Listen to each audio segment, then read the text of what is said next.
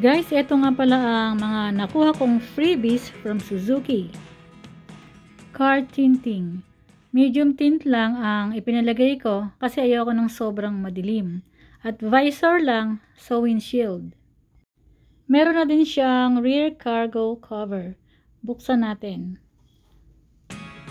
Ito yung iba pang freebies. Mga naka-plastic pa. Ito yung mga basic tools. Pag bumili kayo ng kotse, i-remind nyo yung ahente kasi baka makalimutan itong mga basic tools gaya ng wrench. Ito, importante ito.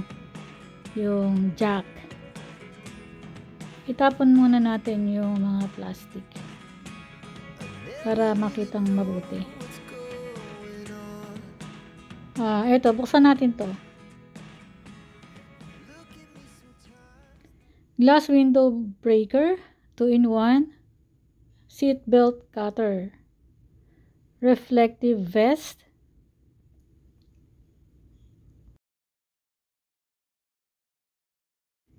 eto, ano pa ba yung nandito? Syempre, itong early warning device. Eto, 2 sets yan. Yung isa, andito. Ito. Early warning device. Ayan, importante yan. Ito, emergency hammer.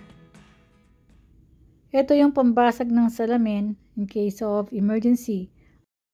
Merong seat covers na ordinary lang ang fabric. Floor mats sa harap. Maganda naman yung floor mats niya. Dito sa back seat at sa cargo. At meron na din nga pala kasamang spare tire. Pero walang mugs. Wala itong kasamang mugs. That's all guys. Thanks for watching. Bye!